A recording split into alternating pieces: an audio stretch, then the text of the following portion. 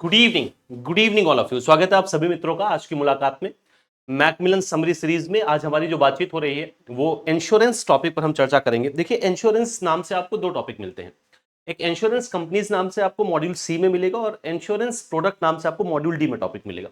तो module D के हिस्से पर हमारी बातचीत हो रही है, यानी इंश्योरेंस प्रोडक्ट पर हम चर्चा कर रहे हैं। 2023 और 2024 अगर इन दोनों साल के पेपर्स को हम देखें और 2025 में भी, तो हर साल इंश्योरेंस से ठीक ठाक क्वेश्चंस बनाए गए। ठीक ठाक क्वेश्चन का मतलब अगर 2023 के पेपर की बात करूं तो इंश्योरेंस और पेंशन प्रोडक्ट मिला के कम से कम 15 क्वेश्चंस बने थे। 15 क्वेश्चन जो बड़ा पोर्शन है, अकेले इंश्योरेंस से 7-8 क्वेश्चन आराम से बन गए थे और यही 2024 में भी रहा। 2025 में भी 4-5 क्वेश्चन इंश्योरेंस से बने ही बने हैं। तो इंश्योरेंस आपके लिए इसलिए बहुत इंपॉर्टेंट टॉपिक हो जाता है। अब इंश्योरेंस प्रोडक्ट नाम से जो टॉपिक आपको मॉड्यूल डी में, अगर आप मैकमिलन बुक में देखेंगे तो इसमें समरी बहुत कम दी गई है, इसलिए हम समरी के बजाय इसको अलग से पढ़ रहे हैं। यानी जो इंपॉर्टेंट टॉपिक्स हैं इस पर्टिकुलर यूनिट में उसको हम अलग से पूरा कवर करने वाले। आज जो मेरी आपसे बातचीत होगी वो इंश्योरेंस के प्रिंसिपल पर चर्चा होगी। इंश्योरेंस कौन कौन से प्रिंसिपल से गवर्न होता है उस पर हमारी बातचीत होगी। अब आपके सिलेबस में कुल 6 प्रिंसिपल्स दिए गए हैं, जिनमें से 3 पर आज हम बातचीत करेंगे और 3 पर जो हमारी अगली मुलाकात होगी उस पर बातचीत करेंगे। तो पहले 3 पर आज चर्चा कर लेंगे। इन इंश्योरेंस प्रिंसिपल्स में से कम 2 से 3 प्रिंसिपल्स पूछे जाते हैं। अगर आप लास्ट एग्जामिनेशन को देखें तो लगभग लगभग सारे इंश्योरेंस प्रिंसिपल पर एक क्वेश्चन बना हुआ है। तो प्रिंसिपल्स बहुत आसान है, बहुत इत्मीनान से समझिएगा और ये इंपॉर्टेंट बहुत ज्यादा है। लेकिन उसके पहले जान लेते हैं कि इंश्योरेंस होता क्या है, बीमा किसको कहा जाता है। बहुत इत्मीनान से समझते चलिएगा सारी बातचीत को, बहुत आराम से इसको समझेंगे, बहुत रिलैक्स होके और बहुत इत्मीनान से आप समझ लेंगे तो आपको बार बार इसको रिवाइज नहीं करना पड़ेगा ना, और एग्जाम में पूछा जाएगा निश्चित तौर पर। देखिए, इंश्योरेंस में 2 पार्टीज होती हैं। एक है जिसको हम कहते हैं इंश्योरर, क्लियर है, और दूसरा है जिसको हम कहते हैं इंश्योर्ड। अब ये होते कौन है, ये तो किताबी भाषा हो गई। इंश्योरर उसे कहा जाता है जो इंश्योरेंस पॉलिसी बेच रहा है, यानी जो इंश्योरेंस कंपनी है, क्लियर है, जो इंश्योरेंस पॉलिसीज बेच रहा है, यानी यहां पर क्या है, इंश्योरेंस कंपनी, क्लियर है। और दूसरा जिसने इंश्योरेंस पॉलिसी को खरीदा हुआ है, यानी जो पॉलिसी होल्डर है, क्लियर है, जो बीमा अपना करवा रहा है, यानी जो पॉलिसी होल्डर है, उसे हम कहते हैं इंश्योर्ड। अब इंश्योरेंस क्या है सबसे पहले हम ये समझ लें, फिर हम इंश्योरेंस के प्रिंसिपल पर भी चर्चा करेंगे। क्लियर है, 3 प्रिंसिपल्स आज होंगे हम लोगों के बीच में। अटमोस्ट गुड फेथ क्या होता है इस पर हमारी बातचीत होगी, इंश्योरेबल इंटरेस्ट किसको कहा जाता है, और इंडेमनिटी, ये तीनों प्रिंसिपल पर आज हम चर्चा करने वाले हैं। बहुत इत्मीनान से सुनिएगा। अब इंश्योरेंस क्या है, इन दोनों के बीच में होने वाला एक एग्रीमेंट है, क्लियर है। कैसा एग्रीमेंट, जिसमें इंश्योरर इंश्योर्ड को, यानी बीमा कंपनी पॉलिसी होल्डर से ये प्रॉमिस करता है कि यदि आपको कोई लॉस होता है, कोई नुकसान होता है, कोई डैमेज होता है, तो मैं आपको कॉम्पनसेशन प्रोवाइड करूंगा। मैं कितना कॉम्पनसेशन प्रोवाइड करूंगा ये इस बात पर निर्भर करता है कि आप मुझे कितना प्रीमियम दोगे। मैं फिर से आपको ये बता रहा हूं कि इंश्योरर इंश्योर्ड से, इन दोनों पार्टीज के बीच में होने वाला इंश्योरेंस एक ऐसा एग्रीमेंट है जिसमें इंश्योरर इंश्योर्ड को यह प्रॉमिस करता है, यह वायदा करता है कि यदि आपके साथ कोई दुर्घटना हुई, कोई डैमेज हुआ, कोई लॉस हुआ, तो मैं आपको कॉम्पनसेशन प्रोवाइड करूंगा, उतना कॉम्पनसेशन प्रोवाइड करूंगा जितना आप मुझे प्रीमियम प्रोवाइड करेंगे। क्लियर हो गई इतनी बात। तो ऐसा कॉन्ट्रैक्ट जिसमें यह कह रहा है कि अगर आपको कोई लॉस होगा तो मैं उसे कॉम्पनसेशन देकर आपको उस लॉस को पूरा करूंगा। इंश्योरेंस सिर्फ लॉस में कॉम्पनसेशन देने की बात करता है और उतना ही देता है जितना आपका एक्चुअल लॉस हुआ है। इंश्योरेंस प्रॉफिट के लिए नहीं होता है। तो इसने कहा कि मैं आपको लॉस से बचाऊंगा। लॉस से बचाने का मतलब है कि उस दुर्घटना के पहले जो आपकी फाइनेंशियल कंडीशन थी मैं आपको वापस वहां पर पहुंचा दूंगा, ये मैं आपको प्रॉमिस कर रहा हूं। यानी जो नुकसान आपको हुआ है, जो एक्चुअल लॉस आपको हुआ है, मैं आपसे ये प्रॉमिस कर रहा हूं कि एक्चुअल लॉस मैं आपको पूरा करके दे दूंगा अगर आपके साथ कोई ऐसी दुर्घटना होती है जिस दुर्घटना के लिए बीमा किया जा रहा है। कितना मैं आपको दूंगा ये इस बात पर निर्भर करता है कि कितना प्रीमियम आप मुझे देते हैं। ऐसे एग्रीमेंट को हम क्या कहते हैं, इंश्योरेंस कहते हैं, जिसमें मुख्यतः 2 पार्टी, इंश्योरर और इंश्योर्ड। अब एक तीसरी पार्टी भी होती है जिसको हम नॉमिनी कहते हैं, लेकिन नॉमिनी इंश्योरेंस में लगभग इनएक्टिव होता है। नॉमिनी तभी एक्टिव होता है जब प्राइमरी पार्टी यानी इंश्योर्ड की डेथ हो जाती है, तो फिर नॉमिनी को उसके अधिकार ट्रांसफर कर दिए जाते हैं। अदरवाइज नॉमिनी इनएक्टिव ही रहता है। तो बीमा क्या है, ये बात उम्मीद है आपको एकदम विधिवत समझ में आ गई होगी। बीमा में जो 2 पार्टीज है, जो मुख्य 2 पार्टीज है, उनके नाम भी पूछे जा सकते हैं। इंश्योरर किसको कहते हैं, इंश्योर्ड किसको कहते हैं। अब इंश्योरेंस की एक डेफिनेशन ले लेते हैं, फिर प्रिंसिपल्स पर बात करते हैं। तो insurance is a means of protection from any unforeseen losses and contingency. क्या है इंश्योरेंस? क्या है? एक प्रकार का प्रोटेक्शन है किसी भी अनफोर्सीन लॉस से या किसी कंटिंजेंसी से।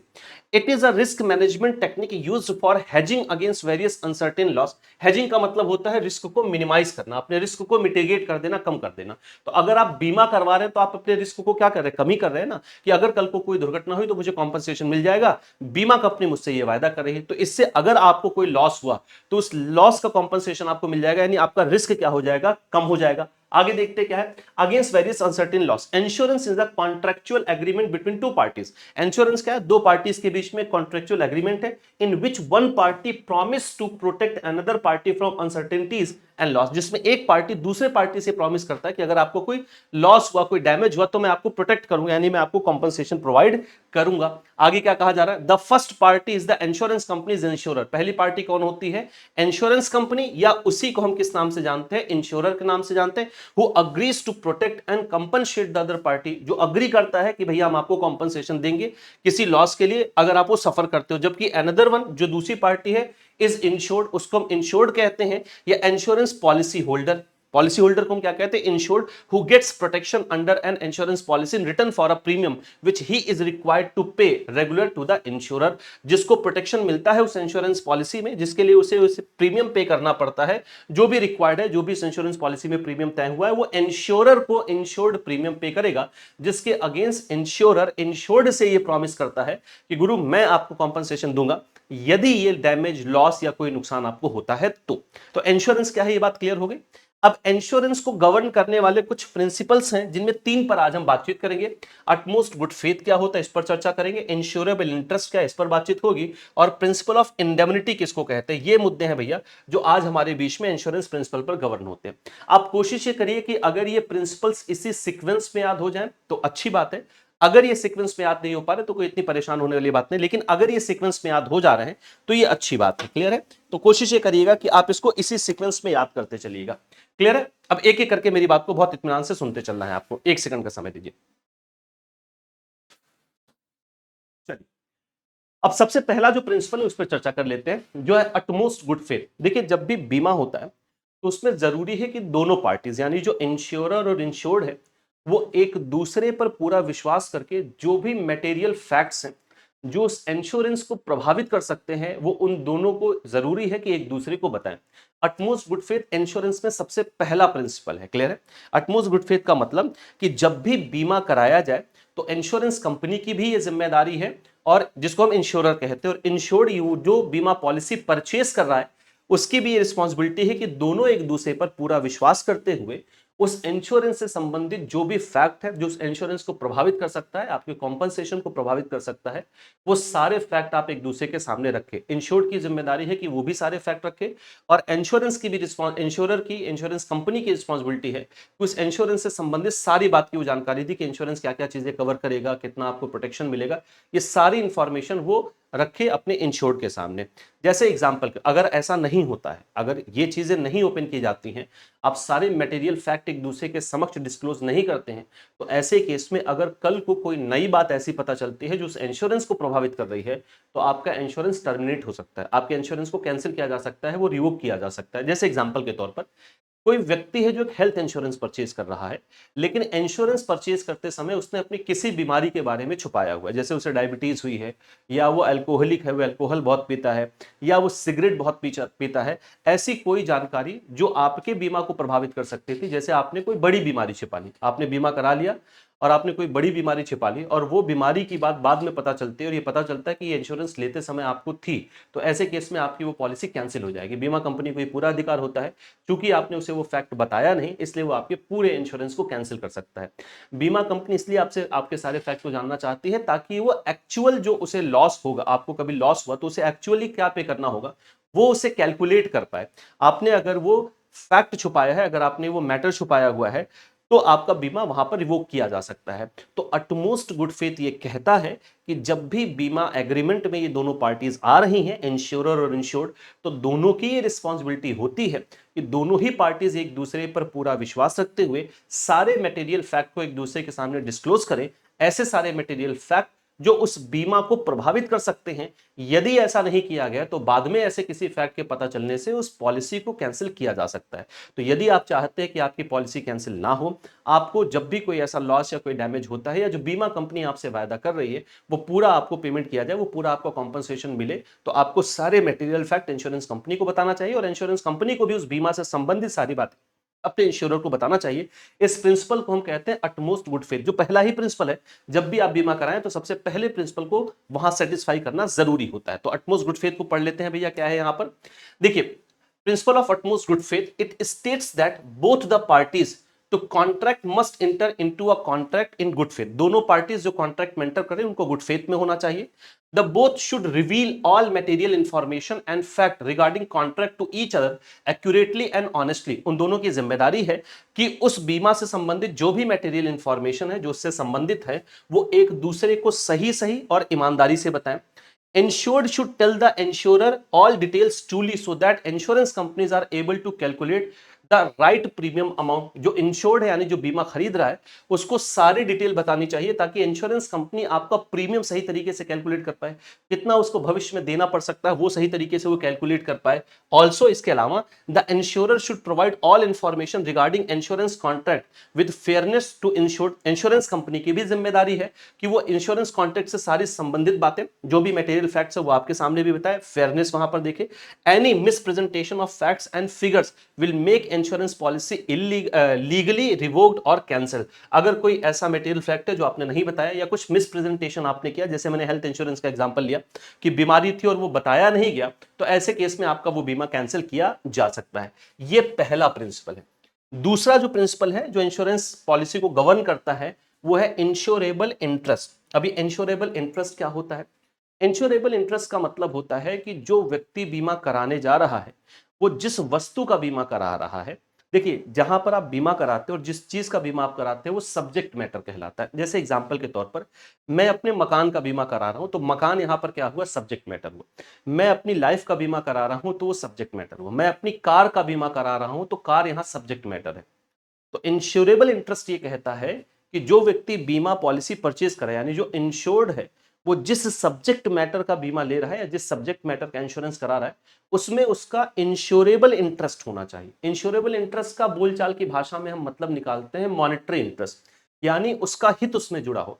यदि हित का मतलब है यदि उस वस्तु का नुकसान हुआ तो आपका भी मॉनेटरी नुकसान होगा। इसको हम कहते हैं इंश्योरेबल इंटरेस्ट। ये जरूरी नहीं कि आप उस वस्तु के मालिक हो। इंश्योरेबल इंटरेस्ट का ये मतलब नहीं होता है कि आप उसी वस्तु का बीमा करा सकते हैं जिसके आप ओनर हैं, ऐसा बिल्कुल नहीं है। ओनर होना यहाँ रिक्वायरमेंट नहीं है। यहाँ रिक्वायरमेंट है कि आपका उसमें कुछ मॉनेटरी इंटरेस्ट हो, आपका उसमें कुछ हित जुड़ा हो, तभी आप उस वस्तु का बीमा करा सकते हैं। आप अदरवाइज उसका बीमा नहीं करा सकते। ऐसा नहीं कि आप पड़ोसी की कार का बीमा करा दें और कल को आप पड़ोसी की कार में खुद ही आग लगा के कहें भैया इसमें तो दुर्घटना हो गई, मुझे कॉम्पनसेशन मिलना चाहिए या पड़ोसी को कॉम्पनसेशन मिलना चाहिए। ऐसा नहीं किया जा सकता क्योंकि अगर उसकी कार के साथ कोई दुर्घटना हुई तो आपको कोई मॉनेटरी लॉस नहीं होगा, आपका उसमें कोई भी इंटरेस्ट नहीं जुड़ा, तो आप उसकी कार का बीमा नहीं करा सकते। क्लियर हो गया?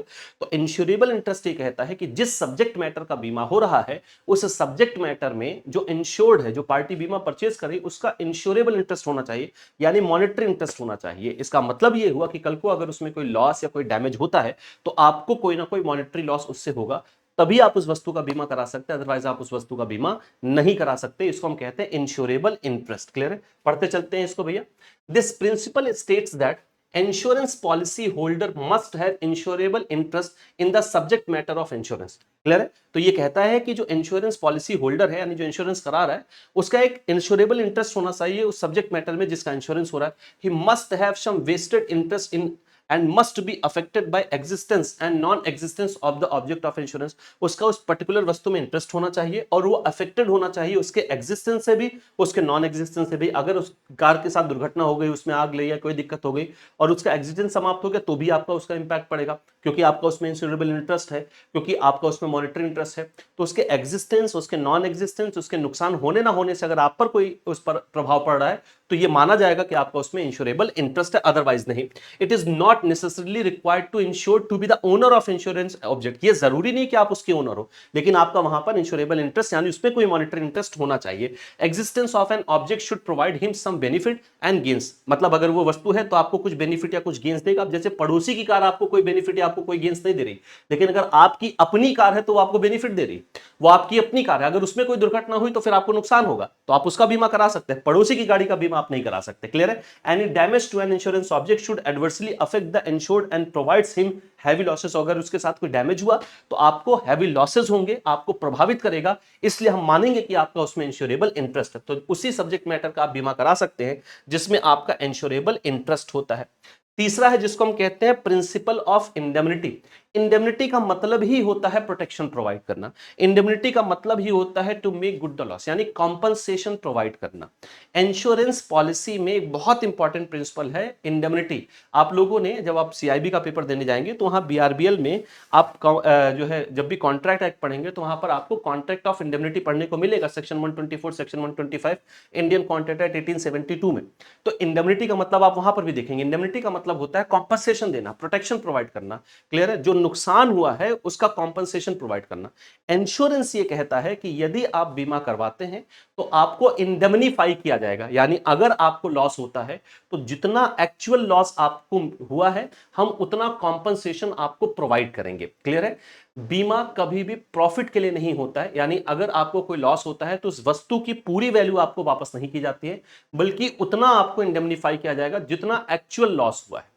इंडेमनिटी ये कहता है, जैसे मान लेते हैं एग्जांपल के तौर पर, जैसे मान लेते हैं कि मैंने कोई कार खरीदी 15 लाख रुपए की और उसका एक्सीडेंट हो गया और उसमें 1 लाख रुपए का नुकसान हो गया।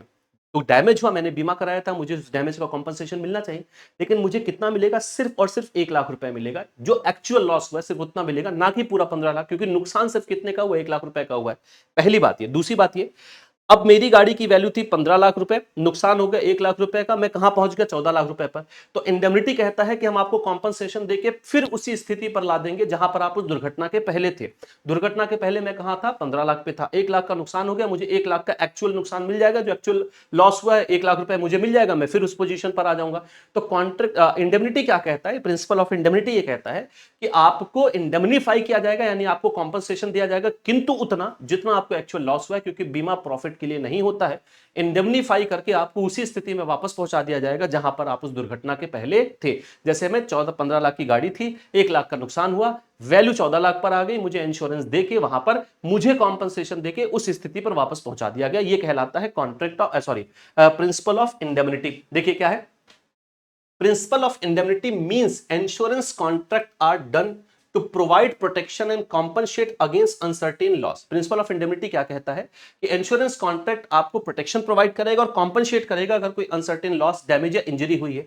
Indemnity simply means protection, security and compensation for damage और लॉसेस। इंडेमनिटी का सीधा सा मतलब आपको प्रोटेक्शन देना, कॉम्पनसेशन प्रोवाइड करना अगर कोई लॉस या डैमेज हुआ है। Insured cannot enter into an insurance contract for earning profit, but it is meant for recovery of loss only। आप इसका ये मतलब नहीं कि प्रॉफिट अर्न करेंगे, आपके सिर्फ लॉस की रिकवरी की जाएगी, आपको उतना ही मिलेगा जितना एक्चुअल लॉस हुआ है। Insurance are mean to bring back the insured into the original position in which he was before happening of uncertainty. Insurance indemnity क्या कहता है कि हम आपको वापस उस स्थिति में पहुंचा देंगे जहां पर आप उस दुर्घटना के पहले थे। Principle of indemnity does not apply to the life insurance contract. ये बहुत इंपॉर्टेंट बात है भैया कि लाइफ इंश्योरेंस में प्रिंसिपल ऑफ इंडेमनिटी लागू नहीं होता है, क्योंकि लाइफ इंश्योरेंस में अगर किसी का जीवन चला जाता है भैया तो आप कितना उस व्यक्ति के जीवन जाने से उसको एक्चुअल कितना लॉस हुआ है वो आप कैलकुलेट नहीं कर सकते हैं। भाई किसी की मृत्यु हो जाने से उसके परिवार को एक्चुअली कितना लॉस हुआ ये कैसे कैलकुलेट किया जा सकता है? और प्रिंसिपल ऑफ इंडेमनिटी ये कहता है कि आपको उतना ही लॉस मिलेगा, उतना ही कॉम्पनसेशन मिलेगा जितना आपका एक्चुअल लॉस हुआ है। इसलिए जो आपका लाइफ इंश्योरेंस होता है उसमें प्रिंसिपल ऑफ इंडेमनिटी एप्लीकेबल नहीं होता है। ये 3 प्रिंसिपल्स हैं जिन पर आज हमने बातचीत की, utmost good faith, insurable interest और तीसरा था प्रिंसिपल ऑफ इंडेमनिटी। क्लियर है? बाकी के जो 3 हैं उन पर हम अगली मुलाकात में चर्चा करेंगे। ये 6 प्रिंसिपल बहुत इत्मीनान से पढ़िएगा, याद रखिएगा क्योंकि ये सारे के सारे पूछे जा सकते हैं, क्योंकि पिछली सारे एग्जामिनेशन में इनमें से लगभग प्रिंसिपल सारे पूछे गए। तो आज के लिए फिर इतनी ही चर्चा रखते हैं मित्रों। आपका रजिस्ट्रेशन चल रहा है, उम्मीद है आपने अपना रजिस्ट्रेशन कंप्लीट कर लिया होगा। भैया अभी भी नहीं किया है तो कर लीजिए, क्योंकि आगे दिक्कत हो जाती है और फिर आपको 100 रुपए और उसके बाद 200 रुपए का लेट फी भी देना पड़ता है, तो उन सब में आप मत उलझिए। आप जितनी जल्दी हो सके अपना रजिस्ट्रेशन कर लीजिए। क्लियर है दोस्तों? दूसरी बात यह है कि आप अपनी प्रिपरेशन शुरू कर दीजिए, अगर नहीं किया है तो अब आप विलंब कर रहे हैं। आप हमारी गाइडेंस में अगर आना चाहते हैं तो आपके लिए महापैक है, जो 3 वैलिडिटी में आपको मिल रहा है, 1 ईयर, 2 ईयर और 6 मंथ। महापैक आपके लिए वन स्टॉप सोल्यूशन। इसका मतलब ये है कि जब भी आप महापैक से जुड़ते हैं तो जितने भी रनिंग बैचेस होते हैं उन सबका एक्सेस आपको मिलेगा, जितने अपकमिंग बैचेस होते हैं उनका एक्सेस मिलता है। इस महापैक में आपको additional mock test, e book का भी एक्सेस आपको इसी कॉस्ट में मिलता है और इसकी वैलिडिटी भी ज्यादा होती है। दूसरा इंडिविजुअल बैच है आपके लिए फाउंडेशन बैच, और फाउंडेशन बैच के पहले आपके लिए एक और महापैक है, जेआईबी सीआईबी कंबाइंड महापैक। कंबाइंड महापैक में आपको जेआईबी महापैक की सारी फैसिलिटीज मिलती हैं, सीआईबी महापैक की सारी फैसिलिटीज मिलती है। एक ही महापैक से आप अपनी जेआईबी और सीआईबी दोनों की प्रिपरेशन कर सकते हैं, और इसकी वैलिडिटी 1 ईयर और 2 ईयर के लिए। सीआईबी में इसमें आपको इलेक्टिव पेपर भी मिलेगा, वो आपको अलग से लेने की जरूरत नहीं पड़ेगी। जेआईबी फाउंडेशन 2.0 बैच भी लॉन्च हो चुका है, ये डेडिकेटेड बैच है आपके जेआईबी नवंबर एग्जाम के लिए, और अगर आप महापैक लेते हैं तो उसमें ये एडेड होगा। अगर आपका कोई एक सिंगल सब्जेक्ट रुका हुआ है तो आप सिंगल सब्जेक्ट भी परचेज कर सकते हैं। अगर आप महापैक लेंगे तो ये आपको अलग से लेने की आवश्यकता नहीं होगी। आज के लिए इतनी ही चर्चा रखते हैं। कुछ और आप मुझसे जानना चाहते हैं, पूछना चाहते हैं, तो इस क्यूआर कोड को स्कैन करके आप टेलीग्राम ग्रुप से जुड़ सकते हैं, या टेलीग्राम पर आप सिंपली सर्च करें आशीष सर जेआईबी सीआईबी एग्जाम्स, आप इस माध्यम से भी मुझसे जुड़ सकते हैं। तो फिर आज के लिए इतनी ही चर्चा रखते हैं। कल आपसे वापस मुलाकात होगी। अगली मुलाकात में हम प्रिंसिपल जो बाकी बचे हुए इंश्योरेंस पर उस पर चर्चा करेंगे। तब तक के लिए बहुत बहुत धन्यवाद क्लास। Best of luck.